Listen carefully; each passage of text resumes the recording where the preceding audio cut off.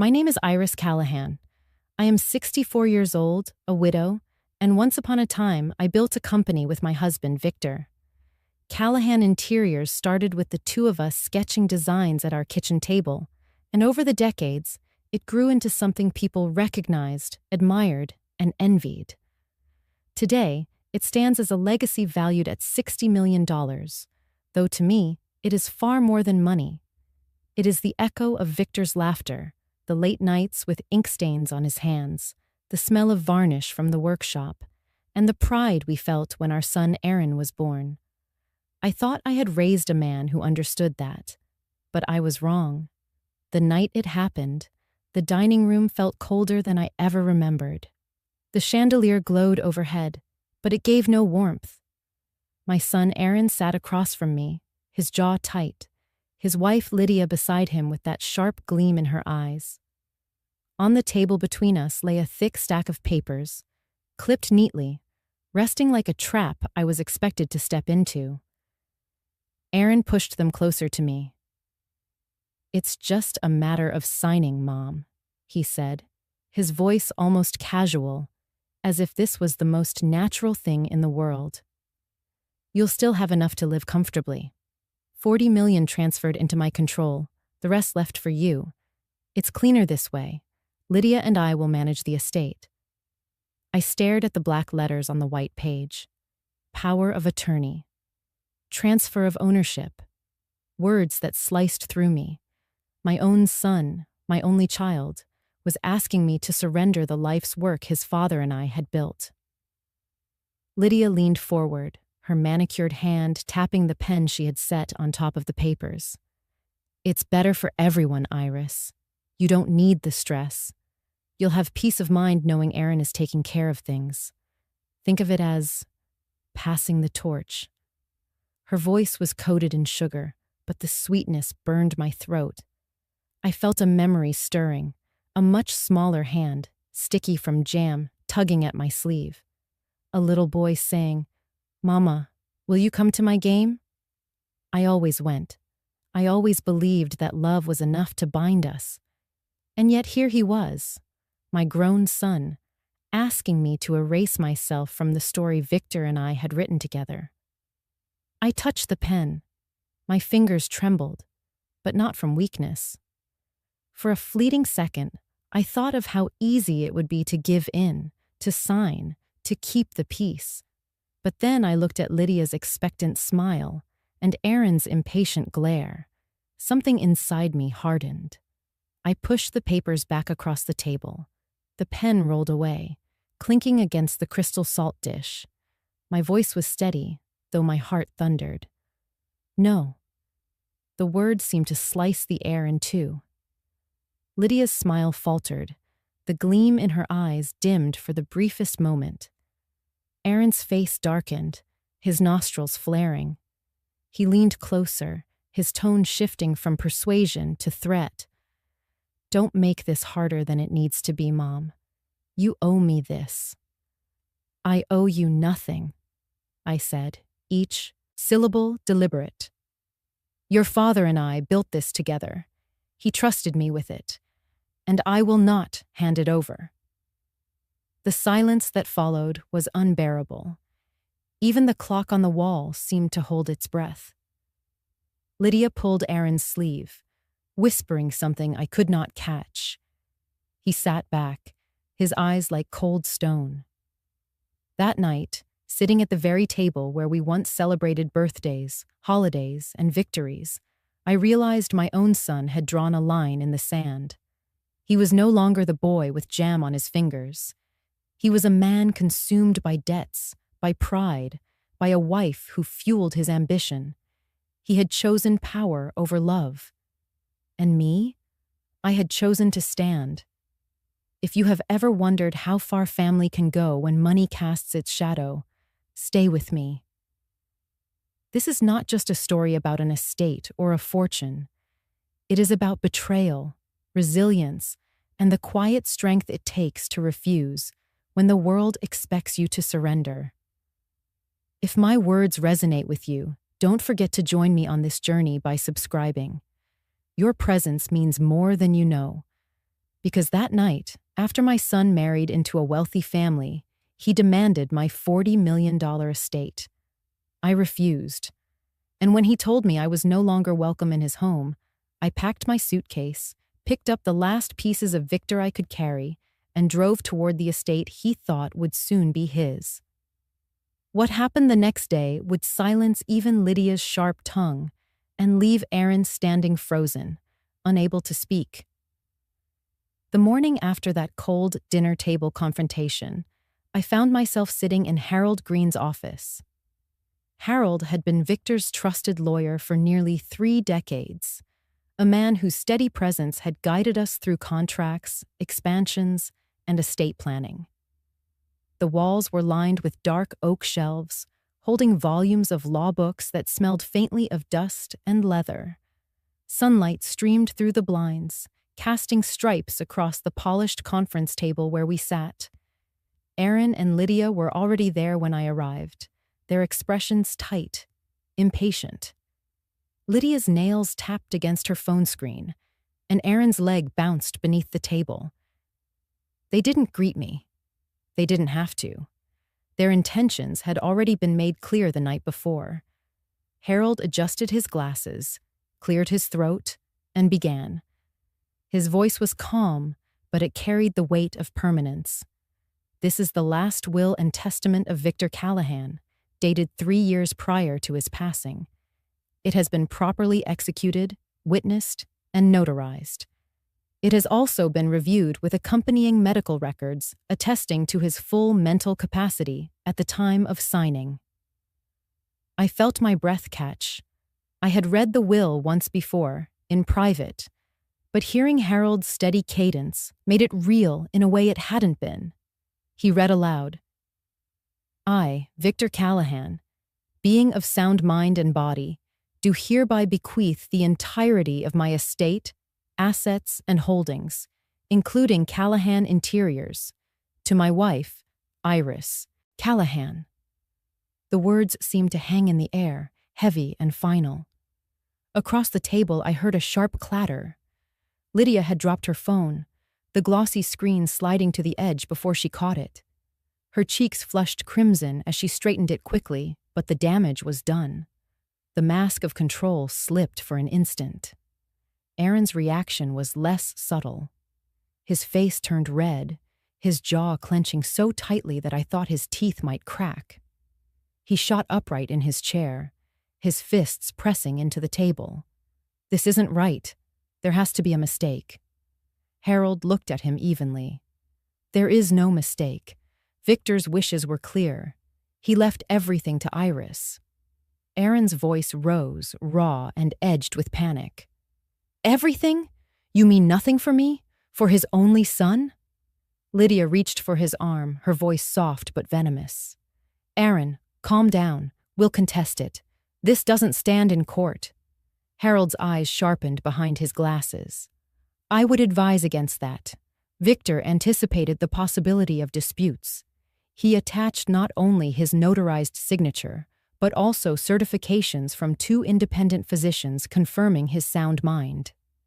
Any contest would be dismissed swiftly. The will is airtight. I sat still, my hands folded in my lap, though my heart was hammering. The memory of Victor's last weeks washed over me. His quiet insistence that he had arranged everything, his promise that I would not face this storm without shelter. At that moment, I felt the depth of his foresight. Harold closed the folder and then slid an envelope toward me, sealed in thick parchment. "Victor also left this letter, addressed to you, Iris." My fingers trembled as I accepted it. I did not open it then, not with Aaron's glare burning into me and Lydia's eyes narrowing as if she could pierce the seal with her stare. I pressed the letter against my chest, as if shielding it from them, from the weight of their disappointment and rage. Aaron slammed his palm on the table. "This isn't over, Mom. You can't just lock me out. I deserve my share. Dad would have wanted me to carry on his name, his company." I met his eyes, and for a moment, I saw the boy I once held in my arms, pleading with me for one more story before bed. But that boy was gone, buried beneath debts and ambition. What stood before me now was a man willing to erase me if it meant securing what he thought was his. "No, Aaron," I said quietly, steadying my voice. "Your father knew what he was doing. He trusted me. He trusted that I would carry this forward." Lydia's lips curled into a sharp smile. "Then we'll see if you can handle what's coming." The air was thick with tension as Harold stood, signaling the end of the meeting. My duty was to execute Victor's wishes. That duty is complete. If either of you plan to pursue further action, I suggest you reconsider. You'll only find yourselves deeper in the mire.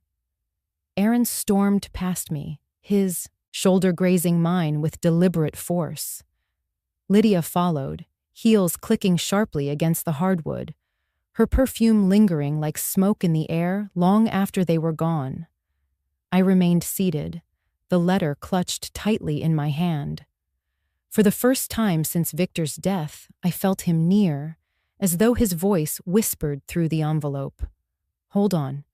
I prepared you for this." The weight of their betrayal pressed on me, but the weight of his trust steadied me more. That was the moment I knew the storm had only just begun. By the time evening fell, the sky was already heavy with rain. Clouds pressed low against the city, turning the streetlights into dull yellow halos blurred by the downpour.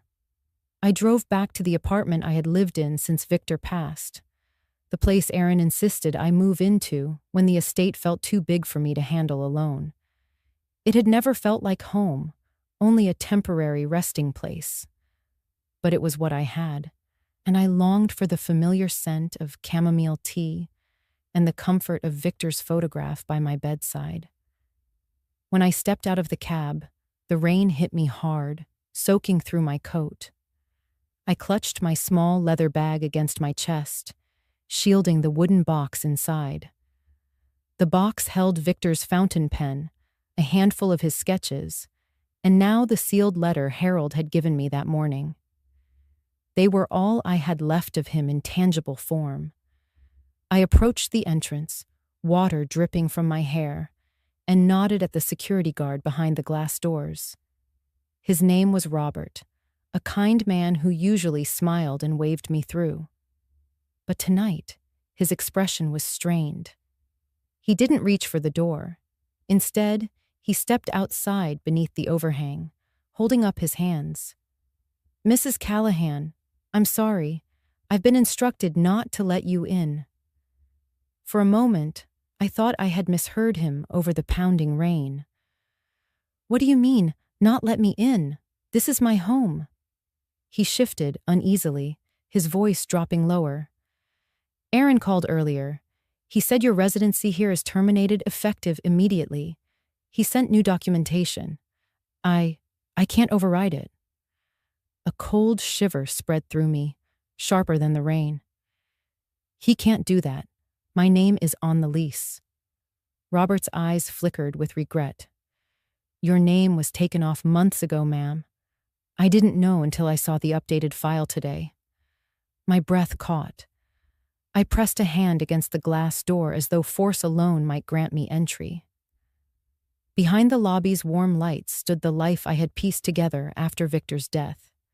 The quilt draped over the couch, the books lined up neatly on the shelves, the kitchen where I tried to cook for one. All of it suddenly out of reach. The rain beat down harder, plastering my hair to my forehead. I pulled my suitcase closer, the wheels struggling over the slick pavement. It felt as though the world itself had turned me out, stripping me of shelter, dignity, and even belonging. Robert leaned in, his voice barely audible over the storm. "I shouldn't say this, but you should leave quickly. Aaron and Lydia. They're serious about keeping you out. They've sent for locks to be changed tonight." I swallowed hard, my throat burning. "Thank you, Robert. I know this isn't your fault." He gave a stiff nod, then retreated inside, shutting the door gently behind him. The click of the lock echoed louder than thunder. For a moment, I simply stood there, drenched, gripping the wooden box in my bag as though it were the only anchor keeping me upright. My son had not only demanded my fortune, but now had stripped me of my home. A taxi rolled past, sending a wave of dirty water splashing over my shoes. I stepped back, shivering, and looked down the street. I had nowhere to go. No warm bed waiting, no lamp glowing in the window for me. All I had was Victor's estate, the sprawling house on the hill where we had once celebrated anniversaries and hosted summer parties. I hadn't slept there since his funeral, but suddenly, it was the only place that made sense. I dragged my suitcase to the curb, rain stinging my cheeks, and waved down the next cab that passed. The driver rolled down his window, glancing at me with a mix of pity and impatience. "Where to, ma'am?" I hesitated, tasting the weight of the decision on my tongue. Then I said, "The Callahan estate. Up on Ridge Hill." He gave a low whistle but said nothing, motioning for me to get in. I slid into the back seat, water pooling on the leather seat beneath me. The wooden box rested on my lap, and I laid a trembling hand over it. The green brooch pinned inside glowed faintly under the passing streetlights, its surface catching what little light the storm allowed. Victor's last gift, his way of saying, "You are stronger than you think." As the taxi climbed the winding road toward the estate, the city lights faded behind me. Trees lined the path, their branches thrashing in the wind, and the storm seemed to chase us higher into the hills. My heart pounded with dread and determination in equal measure. I pressed my forehead to the cool window, watching the raindrops streak downward like tears I could not shed. My life as I had known it was gone. My son had shut me out. But Victor's home, the true Callahan estate, still stood, and I would step inside it, not as a guest, not as a widow adrift, but as its rightful guardian. When the taxi finally stopped at the iron gates, I paid the fare with shaking hands. The driver tipped his hat, muttered, "Good luck," and drove away, his taillights swallowed by the storm. I dragged my suitcase up the gravel path, each step sinking into wet earth. The massive wooden doors of the estate loomed ahead, silent and waiting. For the first time that night, I felt a spark of warmth, faint but steady, rising through the chill. I gripped the brass handle, pushed the door open, and stepped into the darkness of the home Victor had left me. The rain roared outside, but inside, there was only stillness, an invitation, a reminder. I was not finished yet.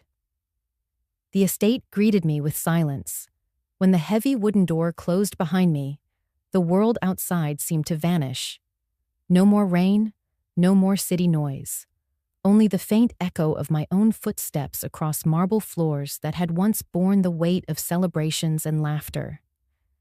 The air smelled faintly of cedar and old books, and I could almost imagine Victor stepping out from the study, glasses perched on his nose, holding a rolled blueprint in his hand. I set my suitcase down in the foyer, drops of rainwater pooling around it. My coat clung to me, chilled from the storm, but the quiet warmth of the estate wrapped around me like a cloak. This was not just a house. It was a chapter of our lives preserved in stone and timber. Every corner spoke of choices Victor and I had made together. What color curtains to hang, which oak tree to plant by the garden. I had avoided this place since his funeral, too afraid of the memories it might stir. But tonight, it felt like the only place left where I belonged. I carried the wooden box into the living room, its familiar weight comforting in my arms. The green brooch gleamed as I opened it, resting against the folded letters and sketches inside. My hand hovered over the sealed envelope Harold had given me that morning. I wasn't ready to open it yet. Not until I had steadied myself. I wandered into Victor's study, the room that had always been his sanctuary. The desk was exactly as he had left it, pens neatly arranged, a leather chair tucked in place, and shelves lined with design books and journals. Dust had gathered in corners, but the heart of the room still felt alive, as though waiting for its master to return. I sank into the chair and finally broke the seal on the envelope.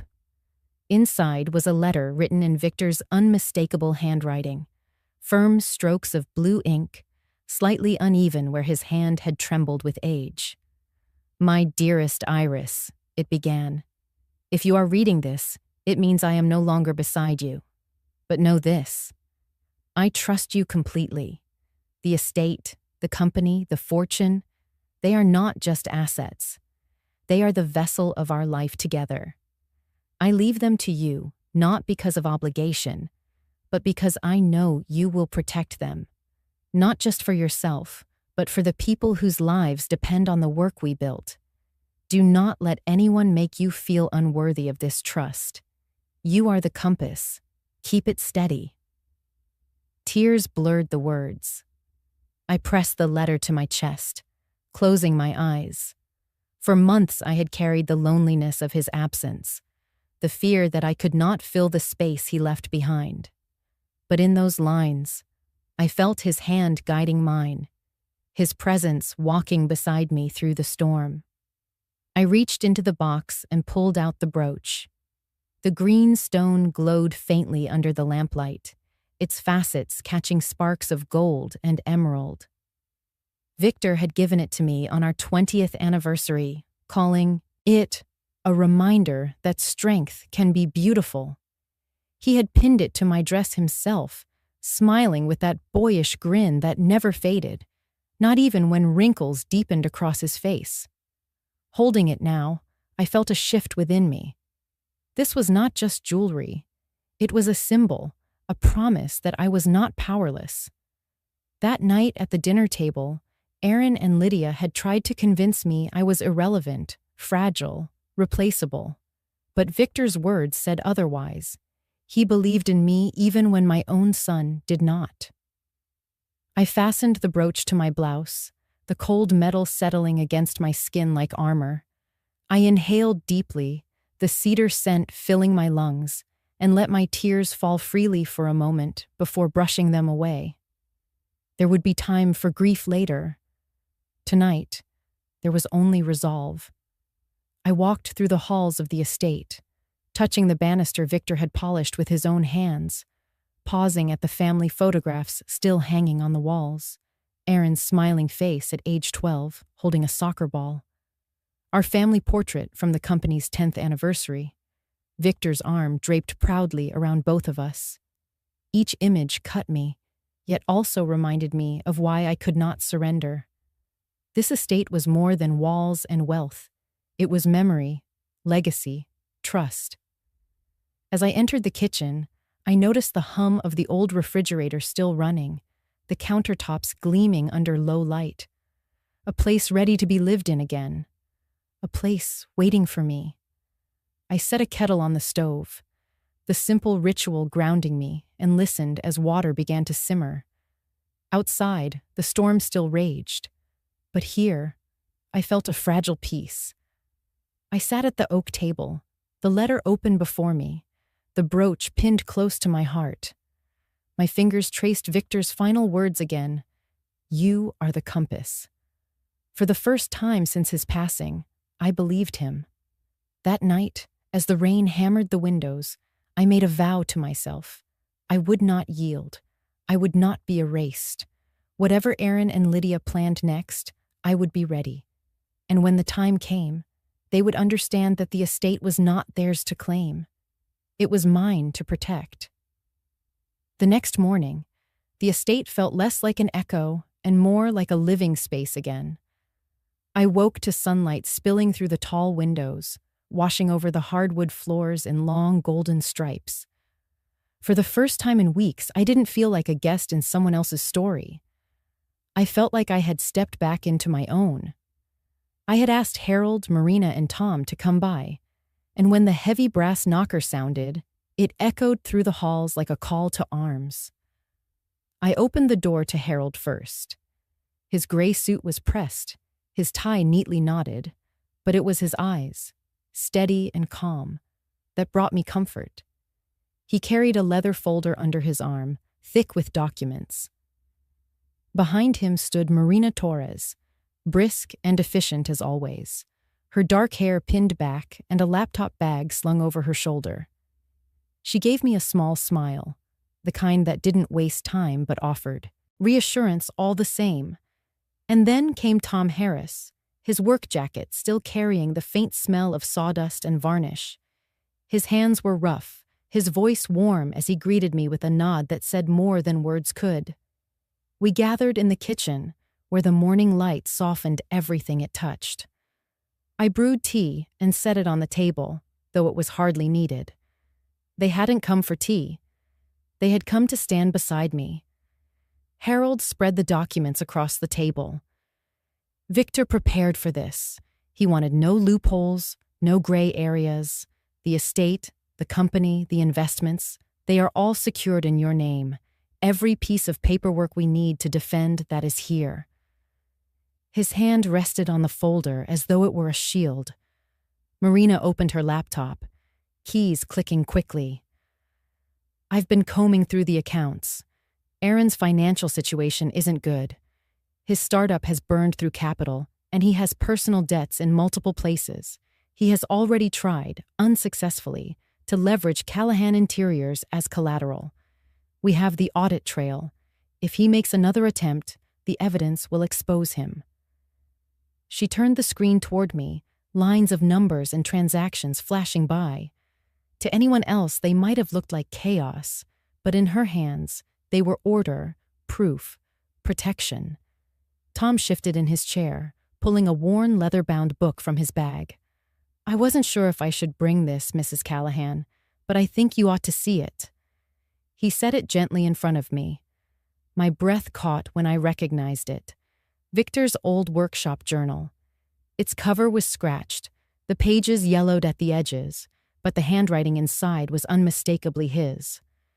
I opened it carefully, tracing the inked lines of his notes. Sketches of furniture, ideas for expansions, margins filled with his thoughts. Halfway through, Tom pointed to a page where Victor had scrawled more personal words. If Aaron ever tries to sell the company, stop him. He does not understand what it means. This is not just business. It is our life's work. Protect it, Iris. The words struck me like a chord reverberating through time. Victor had known. He had seen the risk long before I did. I looked up at Tom, my throat tight. You kept this all these years? He nodded. Victor asked me to. He said one day you might need it. He trusted you to know when the time was right. A hush settled over the table. The weight of Victor's foresight filled the room, but so did his faith in me. For months I had felt abandoned, adrift in grief and betrayal. But here, surrounded by these people, Harold with his steady hands, Marina with her ironclad numbers, Tom with the loyalty of a lifetime, I realized I was not alone. Eleanor arrived last, her entrance quiet yet commanding. Though retired from the bench, Judge Eleanor Price still carried herself with the authority of the courtroom. Her silver hair framed a face lined with wisdom, and when she spoke, her voice was clear and resolute. I reviewed the documents Harold sent. The law is on your side, Iris. If Aaron and Lydia try to force your hand, they will fail. If they attempt to bring this to court, I will make sure they understand the weight of their actions. They will not win.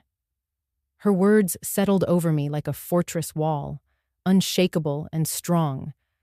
For the first time since that dreadful dinner, I felt the ground beneath me solidify. These were not just allies. They were the family I had chosen, the ones Victor had trusted, the ones who believed in the worth of what we had built. I closed the workshop journal, pressing my palm against the cover as though holding Victor's hand through the pages. Then I looked around the table. Thank you, I said, my voice steady. I was afraid I had no one, but seeing you here, I know I can face them. Harold gave a firm nod. You don't just face them, Iris. You stand taller than them. That's what Victor wanted. The brooch at my collar caught the sunlight, throwing a glimmer of green across the table. In that moment, I understood what it meant to carry a legacy, not as a burden, but as a shield, a guide, and a promise. I wasn't just defending an estate. I was defending the life we had built, the people who still depended on it, and the man who had trusted me above all. And I would not falter. That evening, after the allies had left and the estate settled back into silence, I sat in the study with Victor's letter open on the desk beside me. The rain had eased, replaced by a soft wind whispering through the trees outside. I thought I might finally have a quiet night, but quiet, it seemed, was no longer a gift I could expect. My phone buzzed against the wooden desk, its glow cutting through the dim lamplight. I picked it up, half hoping for a kind word from an old friend, perhaps a neighbor checking in. Instead, the screen lit with Aaron's name. My chest tightened as I swiped it open. The message was short, deliberate, each word like a blade. Be at the estate gate at 9 a.m. I'm coming to collect Dad's things. Don't make this harder than it needs to be. I stared at the message, the words swimming as if the phone itself had turned to ice in my hand. Dad's things. That was what he called the house, the business, the fortune his father had worked for and entrusted to me. He spoke as if it were already his, as if I were nothing but a squatter standing in the way of his inheritance. I set the phone down and took a long breath, steadying myself against the rush of anger and sorrow. I would not let his threats undo me. Not tonight. A knock at the back door startled me.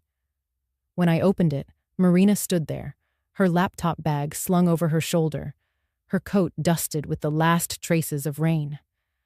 "I thought you might need these," she said, stepping inside. She placed a thick envelope on the table. Printouts of every financial record, account statement, and transfer attempt Aaron has made. If he tries to claim the estate, we'll show this. It's undeniable.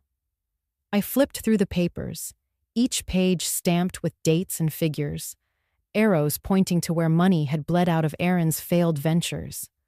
Proof that he was drowning, and desperate enough to drag me down with him. Before I could thank her, the phone buzzed again. This time, it was a call. Eleanor's voice came through, crisp and steady even over the line. "Iris, I've heard whispers that Aaron may be planning more than just a visit. Do not be alarmed, but I've arranged for security to be present tomorrow. No matter what they say or do, you won't face them alone." Her words wrapped around me like armor. I closed my eyes, holding the phone to my ear. "Thank you, Eleanor.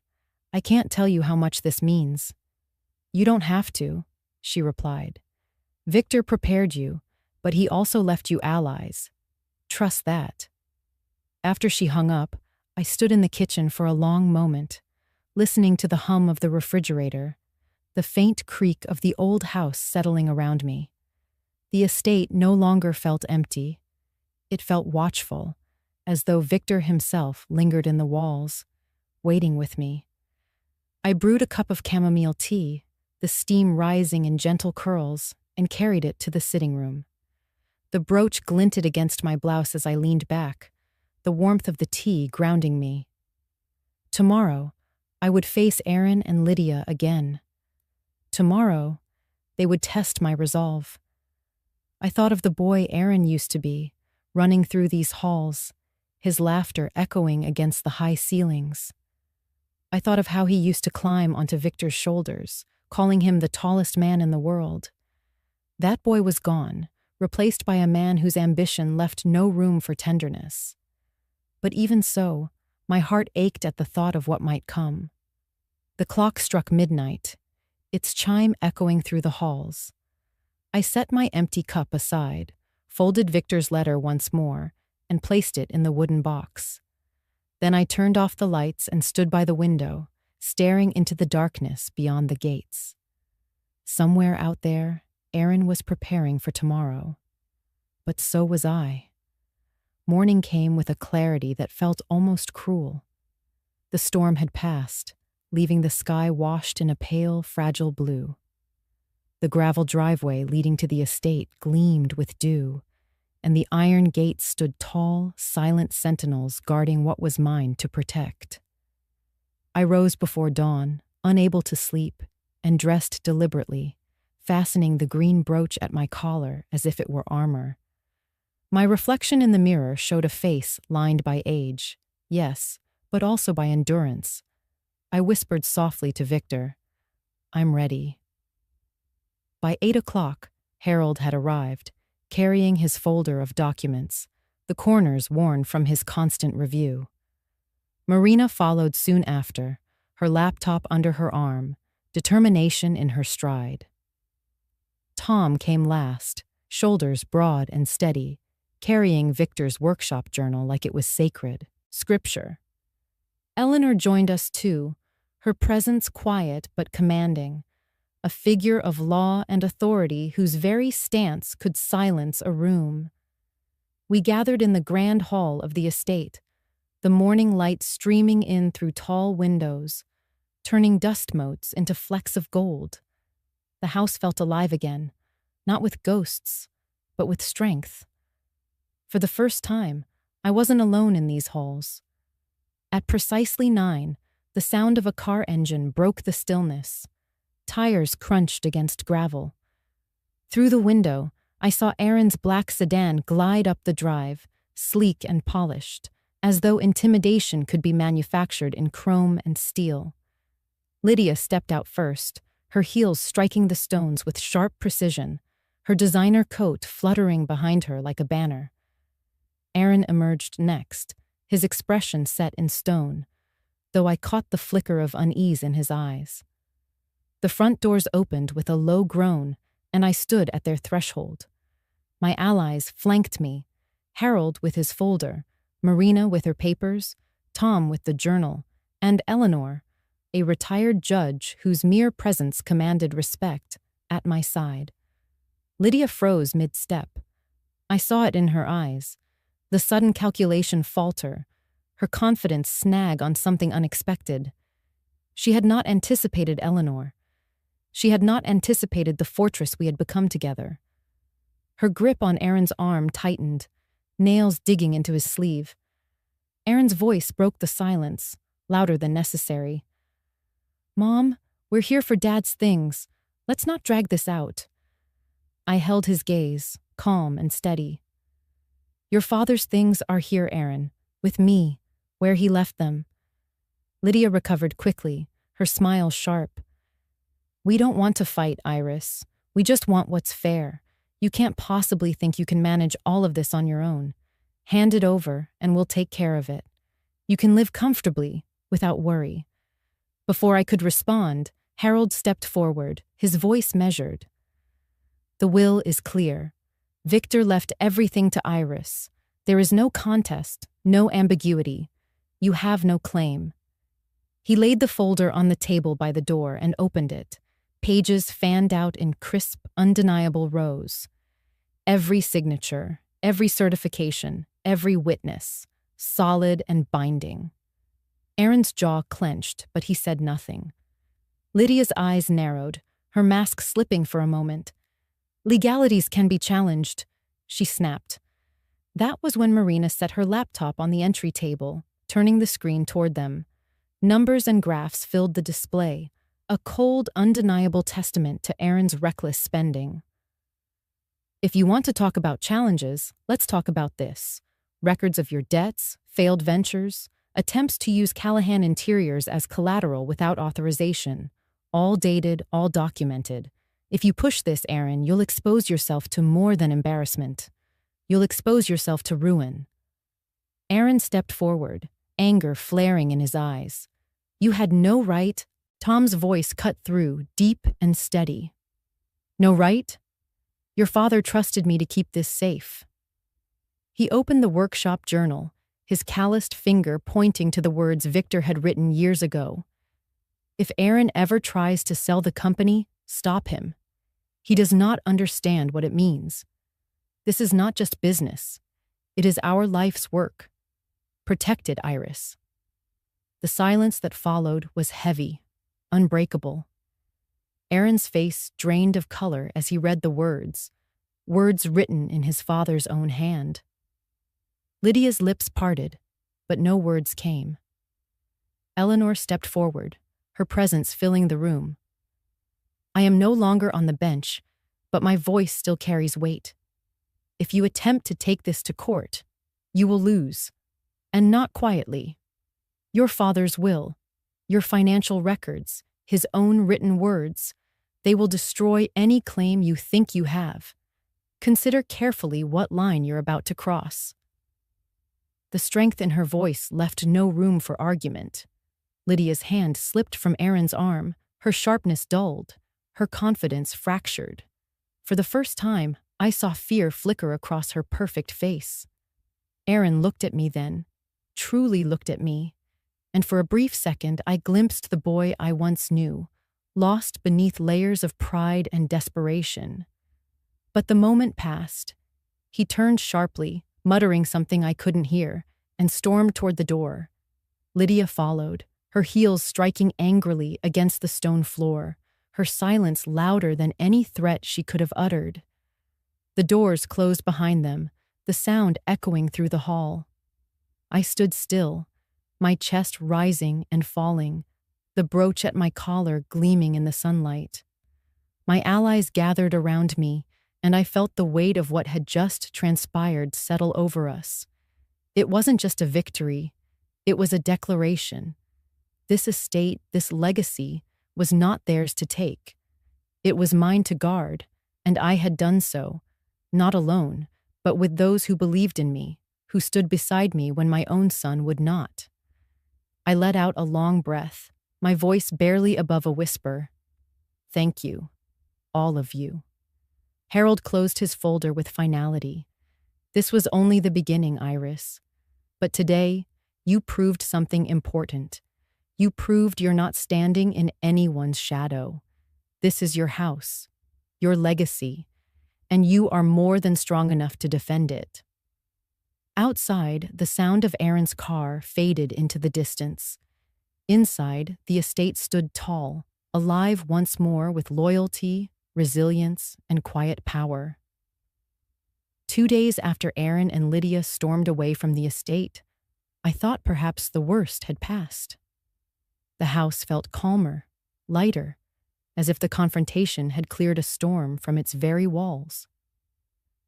I spent the morning in the study, sorting through Victor's journals, letting his words steady me. But just before noon, the estate gates creaked open, and I heard the unmistakable sound of tires grinding against gravel. When I stepped into the foyer, 3 dark sedans lined the drive. Men and women in official jackets stepped out, clipboards in hand, badges clipped to their belts. They moved with the efficiency of people who had come prepared. My chest tightened as one of them approached the door, knocking firmly. "Mrs. Callahan," he said as I opened it, his tone clipped and professional. "We've received an anonymous report regarding potential violations at Callahan Interiors and irregularities in estate management. We're here to conduct an inspection." Behind him, more inspectors were already moving toward the workshop and offices, their eyes sharp, their pens poised. My pulse quickened. An anonymous report. I didn't need to guess twice who had orchestrated this. Harold and Marina arrived almost at once, summoned by the call I'd placed as soon as the inspectors introduced themselves. Marina was already pulling her laptop out of her bag before she even stepped across the threshold. "Let them look," she whispered to me, her voice calm, unshaken. "We've kept everything transparent. We have nothing to hide." Tom met them at the entrance to the workshop, wiping his hands on his work jacket. His voice carried the weight of someone who had spent a lifetime here. "Follow me. You'll find every safety certificate pinned on the wall, every inspection passed on record. Victor didn't cut corners, and neither do we. I followed as the officials walked through the estate's main office, their eyes scanning paperwork, their pens scratching notes. One woman flipped through the company's records, her brows furrowing as she turned page after page. Marina leaned closer, her fingers dancing across her keyboard. "Every transaction has a paper trail," she said, her tone steady. "I've printed copies if you need them." In the workshop, another inspector checked machinery, tracing his fingers along the edge of a polished frame. Tom produced binders from a steel cabinet, each labeled with dates and certifications. "This is every compliance check for the past 10 years, he said. His voice carried no defensiveness, only pride. Hours passed. They combed through every document, every corner of the estate's records, every tool and safety permit. I stayed near, hands clasped tightly in front of me, watching their pens move, listening to the faint sound of paper shuffling. Each tick of the clock on the wall was a reminder of the weight hanging over us. Finally, in the late afternoon, the lead inspector gathered his colleagues in the foyer. They spoke in low voices, comparing notes.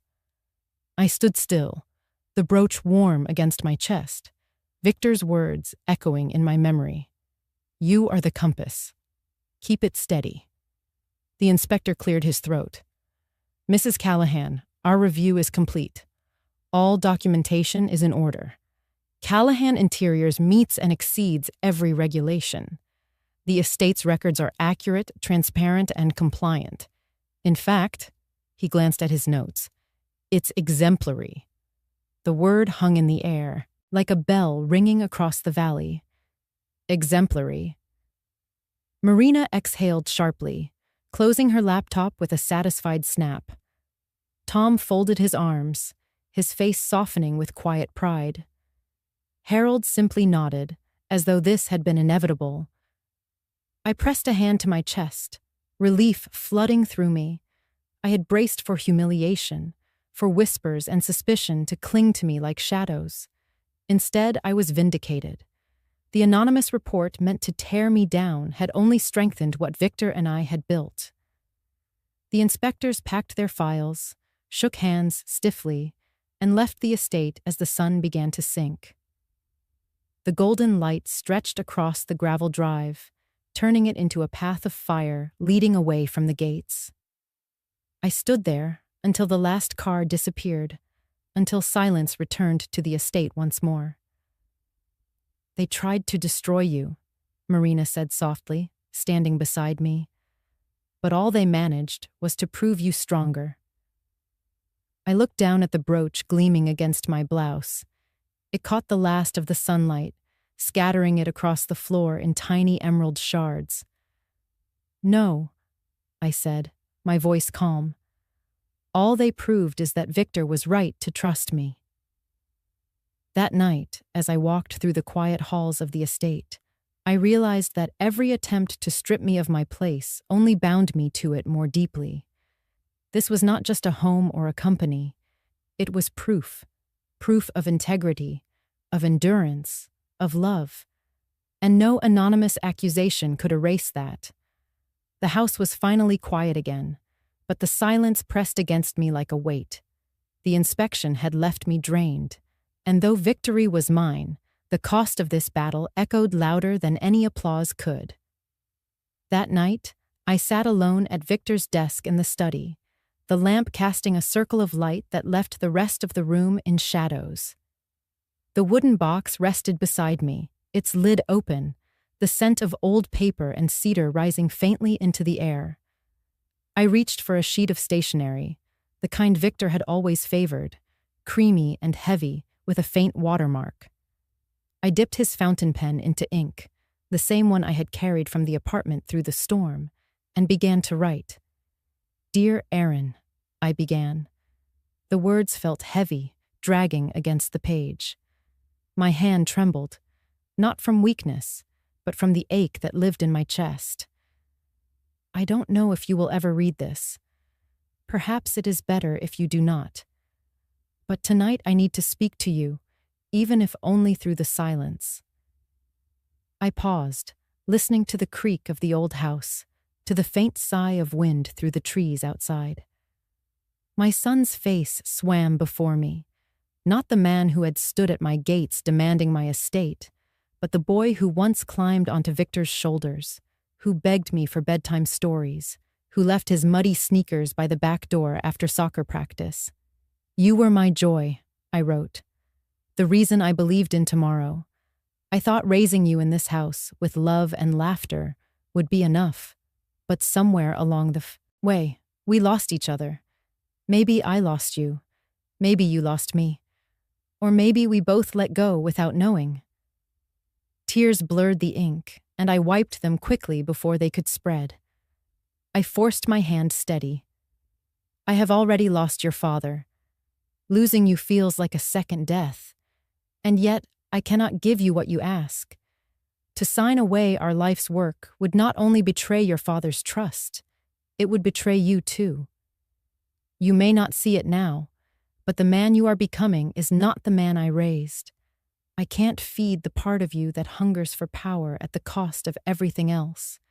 I can't give that darkness my blessing." I set the pen down, pressing my palms against my eyes. The pain was sharp, but behind it came something gentler, clarity. When I picked up the pen again, I wrote slowly, deliberately. "I lost my son, Aaron. But I will not lose myself, and I will not lose your father's legacy. If one day you find your way back to me, you will find my love unchanged. But until then, know this: I will stand, even if I stand alone." My hand cramped, the words crowding together in my haste to capture the ache, the truth, the love twisted with grief. When I finished, I folded the letter carefully and slid it into an envelope. I did not seal it. I knew it was never meant to be sent. Instead, I placed it inside the wooden box, tucking it beside Victor's letter. A letter of hope beside a letter of loss. A man's faith paired with a mother's sorrow. I sat back in the chair, staring at the faint shimmer of the green brooch in the lamplight. It glowed softly, as if reminding me that strength was not the absence of pain, but the choice to keep moving through it. The clock on the mantel struck midnight, the chimes echoing into the empty halls. I laid my hand over the box, whispering words into the silence. "I love you, Aaron, even if I can't reach you." Then I turned off the lamp, leaving the study in darkness, and walked slowly to my room. The letter would remain there, unseen, unheard, carrying the truth of a mother's heart. And I carried with me the knowledge that sometimes love means standing firm, even when it breaks you. A week later, the battles found their way beyond the estate walls. It began with a phone call from the bank, polite but edged with suspicion. The branch manager's voice was calm, rehearsed, but I could hear the unease in every syllable. "Mrs. Callahan, there have been concerns raised regarding the legitimacy of your control over the Callahan estate. For security purposes, we require you to come in with documentation to verify ownership and authority over the accounts." I knew at once where the concerns had come from. Anonymous tips had become Aaron and Lydia's favorite weapon. This was simply another attempt to paint me as unfit, unstable, a woman too fragile to manage her own affairs. I called Harold and Marina immediately. "They want me at the bank," I said. My voice was steady, but my hands shook as I held the phone. "Good," Harold replied. "We'll meet them head on." The next morning, I dressed with purpose. I pinned the green brooch to my blouse, smoothed my jacket, and walked into the bank as though I carried not just my name, but Victor's beside me. Harold flanked me with his folder, Marina with her laptop. Together, we stepped into the manager's office, where two bankers waited, their expressions guarded. The manager, a man in his 50s with thinning hair, gestured toward the chairs. Mrs. Callahan, thank you for coming. We've had inquiries about the estate. To ensure the security of such significant holdings, we must confirm your position. I folded my hands in my lap. And you will, I said quietly. Harold placed the folder on the desk and opened it. Page after page slid across the polished wood. Victor's notarized will, medical certifications proving his sound mind, signatures of witnesses, copies of trust documents. This is the complete record of Victor Callahan's estate plan, Harold explained. Executed flawlessly, reviewed by independent counsel, every legal standard met. The younger banker adjusted her glasses, flipping through the pages with quick, practiced eyes. Her brow furrowed at first, but then softened. Each document closed the space for doubt. Marina leaned forward, her laptop screen glowing with spreadsheets and transaction histories. Every account, every transfer, every audit is here.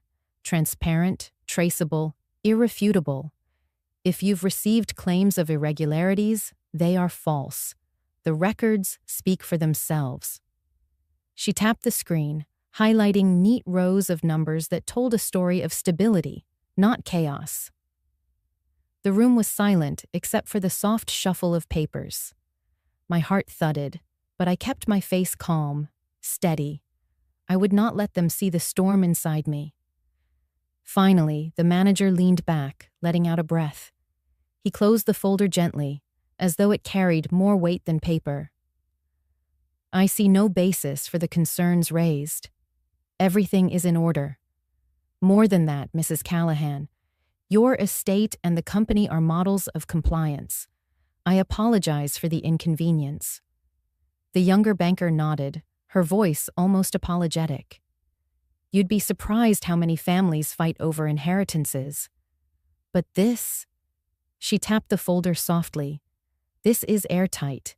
You've honored your husband's planning well.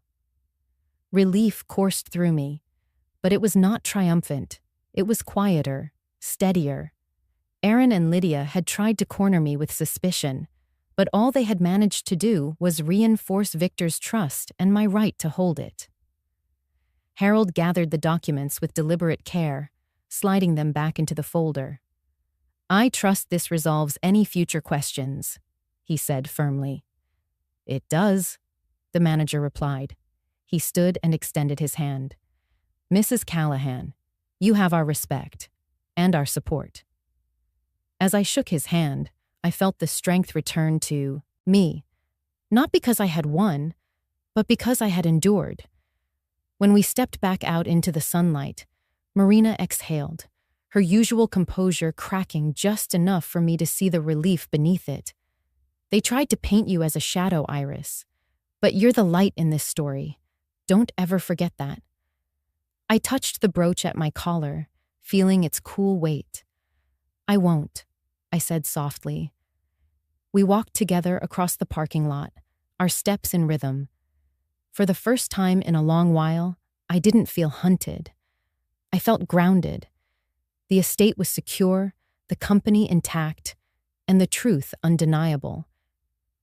Yet as we climbed into Harold's car, I couldn't help but glance over my shoulder. I imagined Aaron and Lydia watching from afar, their plans unraveling piece by piece. I knew this wouldn't be their last attempt, but for today, I had stood firm. And for today, that was enough. It started with whispers. I heard them first in the town market, when I went to buy fresh bread and fruit for the estate kitchen. Two women stood by the flower stall, their voices low but sharp enough to reach me. Poor Iris Callahan, one murmured. They say she's slipping. Can't manage the company anymore. Imagine 60 million in her hands and not a clue what to do with it. The other shook her head, her eyes darting in my direction. I heard she forgets things, that she's unstable. Maybe that's why her son wants control. It's safer that way. I carried my basket past them, my face calm, but inside their words cut deep. Lydia's hand was all over this. I could hear her cadence in the poison, spreading the idea that I was fragile, unfit, a danger to my own legacy. It was clever. Lies often are. Back at the estate, the phone rang with hesitant voices. Old acquaintances calling not to check on me, but to test the waters. "Are you all right, Iris?" they would ask, their tones heavy with suggestion.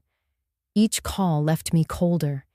Each question another chip at my dignity. That evening, I sat by the fire in the living room, the wooden box on the table beside me, Victor's journal and letters tucked safely inside. I thought of sealing myself off, letting the rumors fester without answer. But then the gates buzzed, and Tom appeared with 3 familiar faces behind him. Families from the old workshop community, people Victor had once helped when times were hard. They carried no malice, only warmth. A young mother stepped forward, her daughter clutching her hand. She held out an envelope, its edges worn from being handled too often. "Mrs. Callahan," she said softly, "I wanted to thank you. Years ago, when my husband lost his job, Victor made sure we had a place to stay. He set up that emergency fund. Without it, we would have lost everything. And now, we hear you've reopened it. You're helping families again." I took the envelope with trembling hands, sliding the letter out carefully. The handwriting was simple, heartfelt. Words of gratitude filled the page. Stories of lives touched not by fortune, but by compassion. Tears welled in my eyes before I could stop them. Another man stepped forward, his cap in his hands.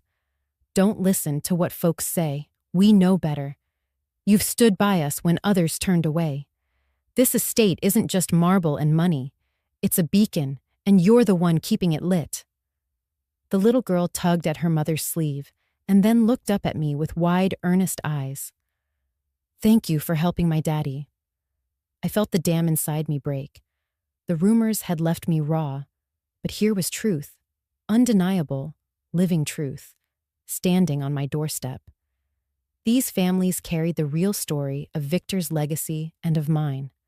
Not wealth, not status, but people who had been given hope. I knelt to meet the little girl's gaze, smoothing her hair back gently. "No need to thank me, sweetheart," I whispered.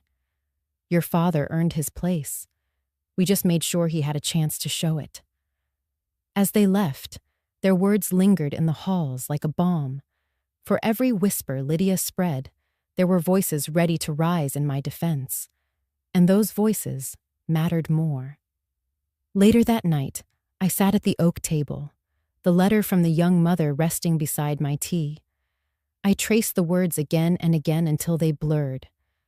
The pain of Aaron's betrayal had not lessened, but for the first time I felt a counterweight, the quiet strength of community.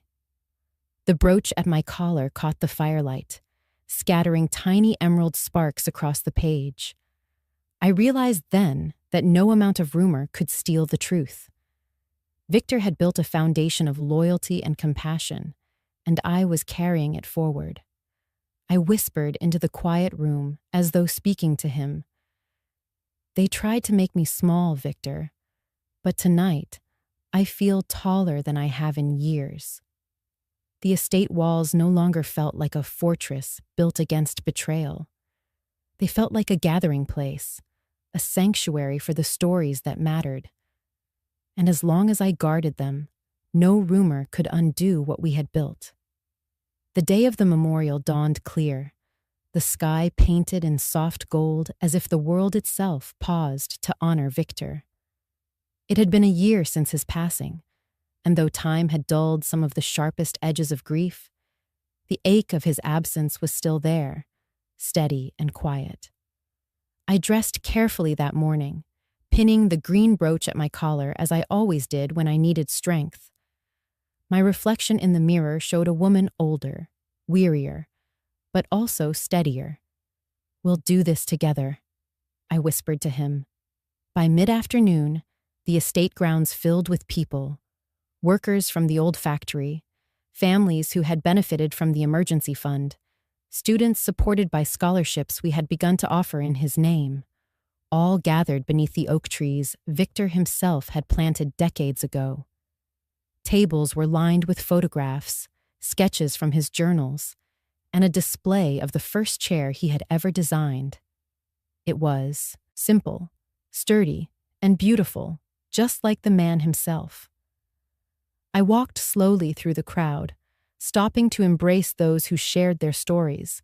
An elderly woman clasped my hands and said, "Victor gave my son his first job.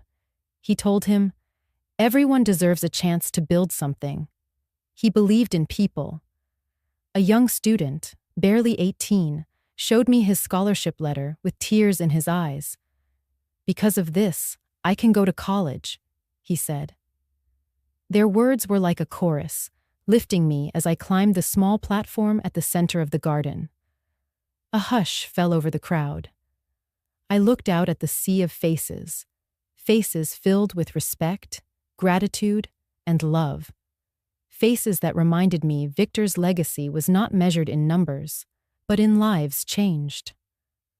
"My friends," I began, my voice steady though my throat tightened. "Today we gather not only to remember my husband, but to carry forward what he stood for. Victor believed in the dignity of work, in the value of honesty, and in the strength of community. He built Callahan Interiors with his hands, but he built this legacy with his heart."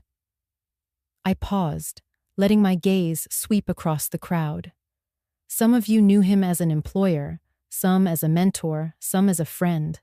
I knew him as the love of my life, and though I miss him every day, I feel him here, through each of you, through every story, every life he touched. I lifted a folder from the podium and opened it. Today, in his honor, we launched the Callahan Foundation Scholarship, dedicated to helping children of workers and families in need pursue education. This is what Victor would have wanted, that his work continue to give others the chance to build their own futures. The crowd erupted into applause, warm and long, filling the air with an energy that felt almost holy. Tears slipped down my cheeks, but I did not wipe them away. They were part of the moment, as real as the joy surrounding me. And then, as the clapping softened, I caught sight of a figure at the edge of the gathering. Far back, near the shadows of the old stone wall, stood Aaron. He didn't approach, didn't speak. His hands were shoved deep into his pockets, his shoulders slumped. For a fleeting moment, our eyes met. My heart clenched. He looked older than I remembered, the weight of his choices etched into his face. He did not step forward, though. He only lingered there, watching, as though caught between pride and shame, longing and bitterness. When the applause rose again, he turned away, disappearing into the quiet edges of the property. I steadied myself, pressing a hand against the brooch. There was pain in seeing him there, pain in knowing he could not join us, but also a strange solace. He hadn't turned his back completely. He was still tethered, however faintly, to the legacy his father had left. As the ceremony drew to a close, the crowd joined hands in silence, heads bowed. I closed my eyes, picturing Victor beside me, his hand warm against mine, his voice low in my ear. "You kept the compass steady." When I opened my eyes again, the faces before me were no longer just guests. They were family, woven together by the work Victor had begun and I now carried forward. I realized then that I was not alone, and never would be again. That evening, as the sun dipped behind the hills and the estate glowed with lantern light, I stood on the veranda, watching the last of the guests depart. My heart was heavy, but also full. This was not just a memorial. It was a beginning. The morning after the memorial, the estate was quiet again. The echoes of applause, the warmth of shared stories, the sight of Aaron lingering in the shadows, all of it stayed with me like an aftertaste, bittersweet and lingering. I sat in Victor's study with a cup of tea, sunlight spilling across the desk where his old journal and my wooden box still rested. For the first time in months, the air around me felt lighter, like the house itself had breathed a sigh of relief. It was then that my laptop chimed. I hesitated before opening it, wary of what might await me in the inbox. And there it was, an email from Aaron. The subject line read simply, "Proposal for collaboration." My hands stilled on the keyboard. Collaboration. It was a word carefully chosen, softer than demand, sharper than plea. I clicked it open, and his words filled the screen. "Mom, I've been thinking about what you said, about Dad's legacy. I know we've had our differences, but I believe we can still build something together. I've attached a PDF outlining a project that Lydia and I are working on. With your resources and my vision, we could expand Callahan Interiors into a modern brand, something global. It would honor Dad, and it would secure our family's future. Please take a look. Let's not stay at odds." Aaron.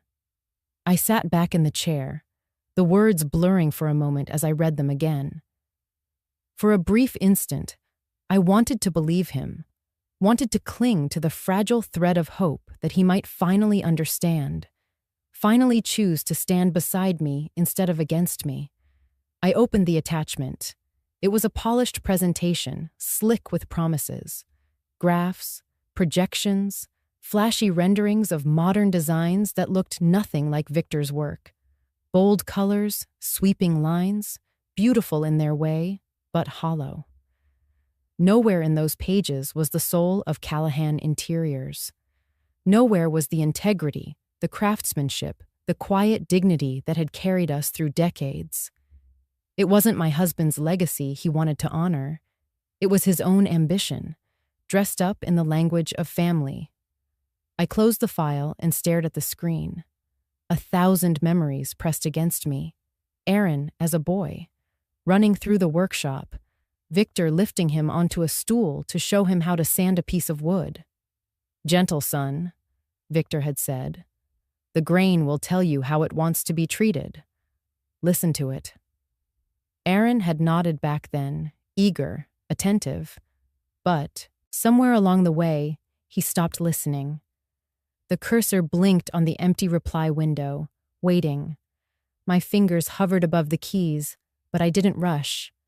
I let the silence stretch, let the truth settle. I thought of Victor's letter, of his faith in me. I thought of the families who had stood at my door with thank you letters, of the students whose futures were tied to the scholarship we had launched. I thought of Aaron standing outside the memorial, too proud to join, too broken to leave entirely. Finally, I began to type. "Aaron, I read your email, and I reviewed your proposal. I see the work you've put into it, but I cannot accept. What you call collaboration feels more like surrender, and I will not surrender the heart of what your father built. Callahan Interiors is not a brand to be stripped of its soul for profit. It is a legacy of integrity, of dignity, of service to others. I cannot and will not merge that with something that does not carry those values. I wish you luck, truly, in whatever ventures you pursue, but I will not be part of them. Mom." I read the words aloud softly, testing them against the silence. They rang true, steady, and clear. My hand hovered over the trackpad for a long moment, then pressed send. The soft whoosh of the email leaving felt final, like closing a door gently but firmly. I leaned back in the chair, exhaling slowly. My chest ached, but it wasn't regret. It was the ache of choosing to stand, the ache of drawing a boundary and keeping it. For too long, I had let myself believe that love meant yielding. But Victor had trusted me not to yield, and today I had kept that trust. The sunlight caught the brooch on my collar, scattering green sparks across the desk. I reached out and rested my hand on Victor's journal. I did it, love, I whispered. I stood. The inbox stayed silent. No reply came from Aaron, not that day, not the next. But I didn't need one. My answer had been sent, not just to him, but to myself. Sometimes strength isn't found in shouting, in grand gestures, or even in victories that others can see. Sometimes it's in the quiet refusal, the soft but immovable no. And in that refusal, I found peace. The weeks after the memorial carried a new rhythm. The estate, once filled with echoes of conflict, now hummed with purpose. Each morning, I woke with a steadier step, fastening the green brooch to my blouse, as though it were a reminder from Victor himself. Keep the compass steady. We launched the Callahan Foundation from the estate's library, transforming the long oak table into a planning desk. Marina sat at one end with her spreadsheets, numbers marching in neat rows that translated our fortune into scholarships, grants, and emergency funds. Harold worked beside her, reviewing legal documents, ensuring every clause would protect the foundation from the kind of challenges Aaron and Lydia might still attempt. Tom brought coffee for everyone, his hands rough from the workshop but gentle as he placed a steaming mug before me. And Eleanor, though retired, joined as an honorary board member, her presence lending credibility that no money could buy. In our first official meeting, Marina clicked through a presentation on her laptop, the screen reflecting in her glasses. We can begin with a scholarship program for the children of factory workers. 5 students this year, maybe 10 the next. The trust fund Victor left is large enough to sustain it for decades. I nodded, picturing the young man who had shown me his acceptance letter at the memorial. Yes, I said, that's exactly what he would have wanted. Harold leaned back in his chair, folding his hands. We'll also need to set aside funds for emergencies. You remember the housing crisis years ago, when Victor quietly paid rent for 6 families? This foundation should carry that spirit forward. Tom grinned, his eyes softening. He never bragged about it either. Just said, a man's work is measured in the people who can sleep easier at night. I felt a lump rise in my throat. For a moment, the room blurred, filled with Victor's voice and laughter, though he was gone. I placed my hand on the wooden box at my side, where his letters rested. Then that's what we'll do. We'll make sure people can sleep easier at night. The first scholarship ceremony was held in the estate's garden. Folding chairs lined the lawn. Children in pressed shirts and dresses sat nervously beside proud parents. I stood at the front with Marina, handing out envelopes embossed with the Callahan seal. Each envelope carried more than a financial promise. It carried hope. When I handed a scholarship to a shy young woman with bright eyes, she whispered, "Thank you, Mrs. Callahan. I'll make you proud." "You already have," I replied softly. The crowd applauded as each student received their award. Cameras clicked, but what stayed with me were not the flashes of light or the polite claps. It was the tears of parents, the laughter of children, the way gratitude seemed to ripple through the air like a hymn. After the ceremony, families gathered around me, pressing letters of thanks into my hands. Some hugged me tightly, some simply bowed their heads with quiet dignity. Their words filled the hollow space that grief and betrayal had carved inside me. "This," Eleanor said quietly, standing beside me as the crowd dispersed, "is how you win, not in courtrooms or confrontations, but here, by giving life where others would only take." I touched the brooch, feeling its weight steady me. "It isn't about winning anymore," I said. "It's about carrying forward what Victor started, and knowing that it's bigger than me." In the weeks that followed, the foundation grew. Letters poured in, requests, thank yous, stories of hardship and resilience. Some nights I sat by the fire reading them, tears streaming freely, the wooden box beside me as if Victor himself were reading too. The estate, once a battleground, became a beacon. Its halls echoed not with arguments, but with meetings, plans, and laughter from families who came to visit. The marble floors felt less like monuments to wealth and more like pathways to something enduring.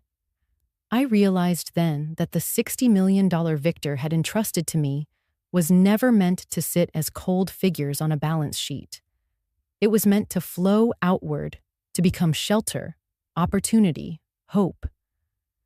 And through the foundation, it did. One evening, as the sun dipped behind the hills, painting the valley in shades of amber, I stood on the veranda with Tom. He leaned on the railing, gazing at the families leaving after another board meeting.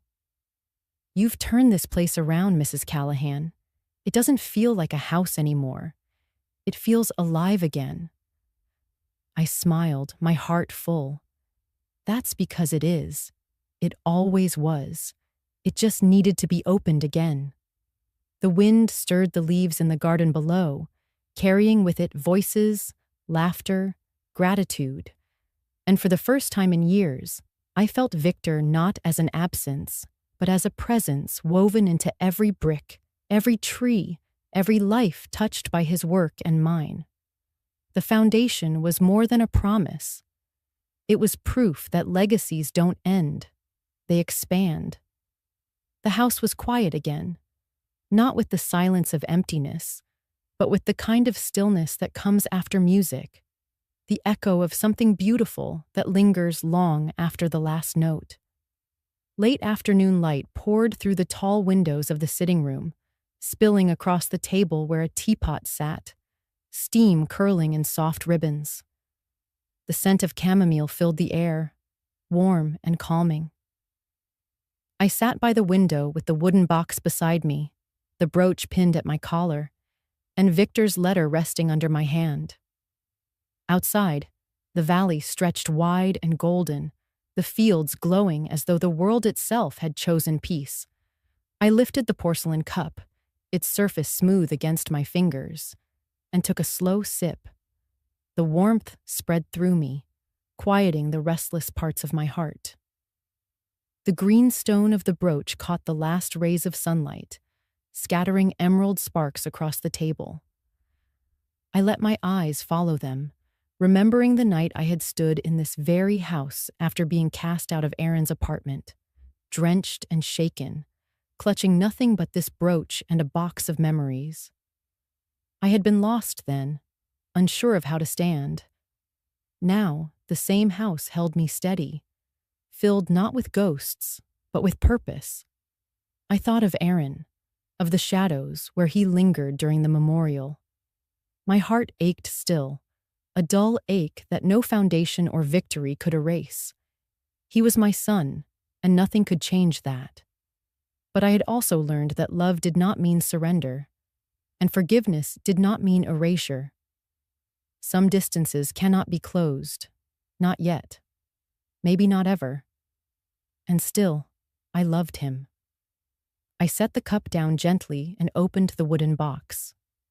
Inside, Victor's handwriting stared back at me, his words etched in ink as though time could never touch them.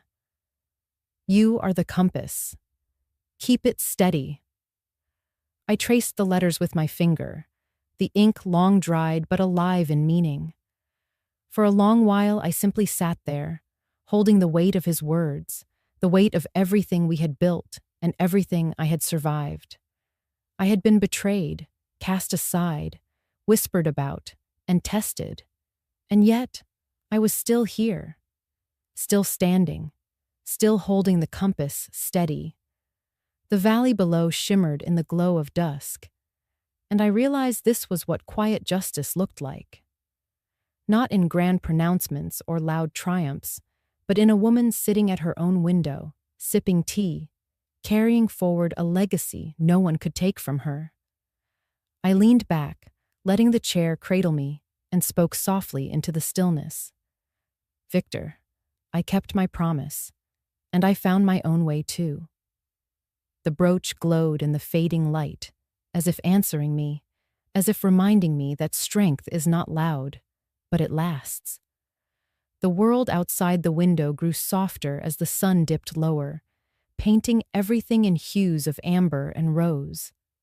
I lifted the teacup once more, breathing in the chamomile, letting its calm settle deep inside me. This was the ending, yes, but also the beginning.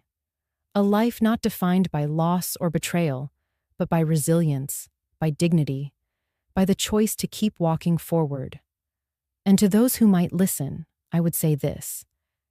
If you have ever had to choose between keeping the peace and keeping your dignity, know that dignity will carry you farther. It will steady you when the world shakes. It will keep you whole when others try to break you. I sipped the last of my tea, setting the cup down gently on its saucer. The window framed the valley bathed in the soft glow of evening, and for the first time in a long time, I felt not just peace, but freedom. The story was not one of riches won or lost. It was a story of holding on, of refusing to let go of self-worth, of knowing when to say no and when to stand. It was a story of love that endures even through fracture, of legacies that live not in walls or wealth, but in the quiet choices we make to honor them. As the light faded and the room dimmed, I closed the wooden box, placed it gently on the shelf beside Victor's journals, and rose. Tomorrow would bring more work for the foundation, more families to help, more letters to answer. But tonight, there was only chamomile tea, a brooch glinting in the last light, and the knowledge that I had not only survived, I had prevailed. And in that stillness, I smiled.